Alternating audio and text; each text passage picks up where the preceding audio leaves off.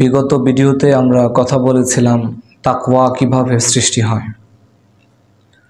তাকওয়া সৃষ্টি হওয়ার কয়েকটি দৃষ্টান্ত আমরা সেই ভিডিওতে উপস্থাপন করেছিলাম।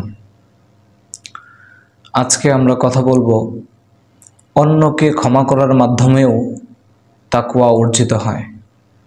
তাই তো আল্লাহ তাআলা পবিত্র কালামুল্লাহ মাজিদে ইরশাদ করেছেন, ওয়া আন তা'ফু আকরাবু লিত্তাকওয়া। যদি কাউকে ছেড়ে দাও, যদি কাউকে ক্ষমা করো, তবে এটি তাকওয়ার অতি নিকটবর্তী একটি কাজ। যদি মানুষের ভুল সেটাকে ছেড়ে দিতে শিখো, ক্ষমা করতে শিখো, তবে এটি হচ্ছে তাকওয়া, আল্লাহ ভীতি অর্জনের একটি নিকটতম পদ্ধতি। অন্যকে ক্ষমা করার মাধ্যমেই হচ্ছে মুক্তি। অন্যের দোষ যদি বয়ে বেড়ান, অন্যের অপরাধ যদি বয়ে বেড়ান, যে একজন আমাকে একটা আঘাত করেছে বা কটু কথা বলেছে, আপনি যদি সেই সুযোগের অপেক্ষায় থাকেন যে পরবর্তীতে আরেকটা সুযোগ পেলে আপনি তাকে আঘাত করবেন বা সেই কটু কথা সময় মতো আপনি শুনিয়ে দিবেন, এতে করে আপনার সময় বিনষ্ট হবে, এতে করে আপনার মনোযোগ নষ্ট হবে। ফলে তার সেই সুযোগ সন্ধানী আপনাকে হতে হবে যে কখন সেই সুযোগ পাওয়া যাবে আর কখন তাকে সেই তার প্রাপ্যতাকে বুঝিয়ে দেওয়া যাবে। আর যদি আপনি অন্যকে ক্ষমা করে দেন, কারো প্রতি এতটুকু সহনশীল হন, কারো দুষ্কৃতি যদি ছেড়ে দেন, তাহলে সেটা মুহূর্তে যদি ভুলে যান, তবে সেটি আপনাকে মানসিক প্রশান্তি দিতে পারে।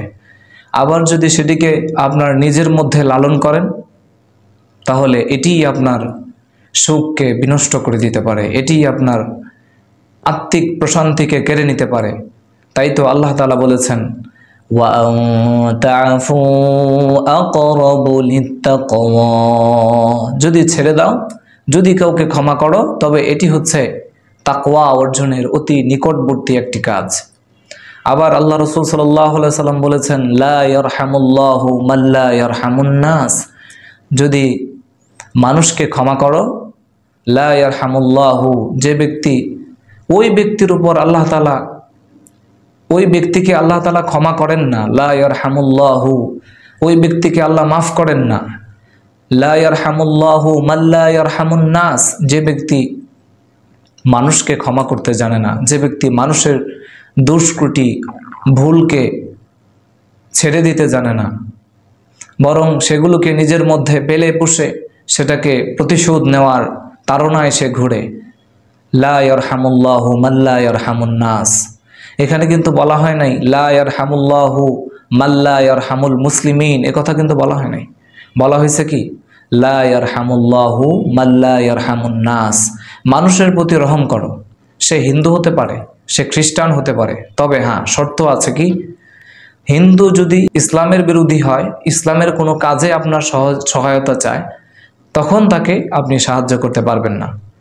খ্রিস্টান যদি আপনার ইসলামের ক্ষতি করার জন্য আপনার কাছে সাহায্য চায়, সেক্ষেত্রে আপনি তাকে সাহায্য করতে পারবেন না। এছাড়া নর্মালি যেভাবে মানুষ মানুষের সাহায্য সহযোগিতা করতে পারে, সেভাবে কিন্তু আপনি তার সাহায্য সহযোগিতা করতে পারেন। যখন আমি আমার উপজেলাতে ছিলাম, তখন প্রায়ই একজন হিন্দু মহিলা আমাকে বলতেন যে, বাবা আমাকে একটা পান এনে দাও। তো আমি কোনো প্রকার সংকোচ মনে না করে তার পান এনে দিতাম। আবার তার অনেক কাজই আমি করতাম। এটা এখন আমার মনে আছে, এটা দৃষ্টান্তস্বরূপ বলতে গিয়ে চলে আসলো। তো এখানে কিন্তু মুসলিম বা কোনো জাতিকে আল্লাহ তাআলা, আল্লাহ রাসূল নির্ধারিত করেন নাই, আল্লাহ নির্ধারিত করেন নাই লা ইয়ারহামুল্লাহু মান লা ইয়ারহামুন নাস। যে ব্যক্তি মানুষের উপর দয়া করবে না, রহম করবে না, সে ব্যক্তির উপর আল্লাহ তাআলাও দয়া করে না, রহম করবে না, তার দিকে রহমতের দৃষ্টি নিক্ষেপ করবে না। ফলে কি করতে হবে, মানুষকে ক্ষমা করতে হবে, মানুষকে ছেড়ে দিতে জানতে হবে, মানুষকে ক্ষমা করার মতো অন্তর নিজের মধ্যে গড়তে হবে, তৈরি করে তুলতে হবে। এজন্যই আল্লাহ রাসূল বলেছেন যে এই গুণগুলো যেন নিজের মধ্যে তৈরি হয়, নিজের মধ্যে এগুলো যেন অঙ্কুরিত হয়, সেজন্যই আল্লাহ রসুল এই ভীতি সংকেত দিয়েছেন, এই নির্দেশনাবলী দিয়েছেন যে লা ইয়ারহামুল্লাহু মান লা ইয়ারহামুন নাস। যদি মানুষের উপর দয়া না করো তাহলে আল্লাহ তাআলাও তোমাদের উপর দয়া করবে না। সুতরাং যদি আল্লাহর থেকে দয়া প্রাপ্ত হতে চাও, যদি আল্লাহর দয়া পেতে চাও, তবে মানুষের উপর দয়া করো, রহম করো, তাদের প্রতি ইহসান করো, মানুষের প্রতি নমনীয় হও, তাদের প্রতি কঠোর হও না। এজন্যই আল্লাহ রসুল এই উপদেশ আমাদেরকে দিয়েছেন। আবার আল্লাহ রসুল সাল্লাল্লাহু আলাইহি ওয়াসাল্লাম বলেছেন, মা সাতারা মুসলিমা সাতারাহুল্লাহু ফিদ দুনিয়া ওয়াল আখিরা।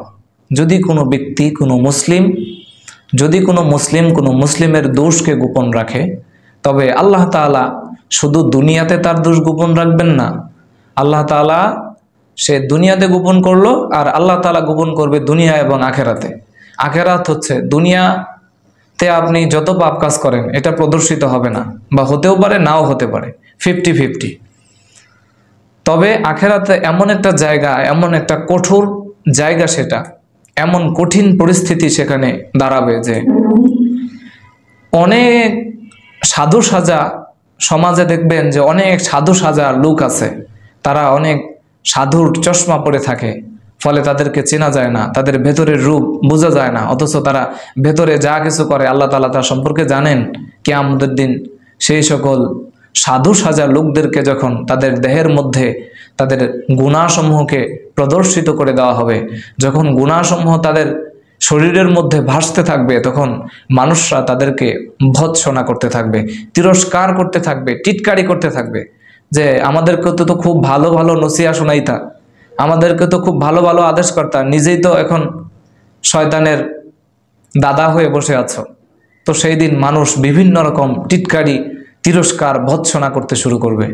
তো এরকম কিয়ামতের এরকম ভয়াবহ পরিস্থিতির মধ্যেও আল্লাহ তাআলা আপনার দোষকে গোপন রাখবেন, যদি কিনা আপনি একজন মুসলমানের দোষকে গোপন রাখেন। তাই তো আল্লাহ রাসূল সাল্লাল্লাহু আলাইহি ওয়াসাল্লাম বলেছেন, মা সাতারা মুসলিমা সাতারাহুল্লাহু ফিদ দুনিয়া ওয়াল আখিরা।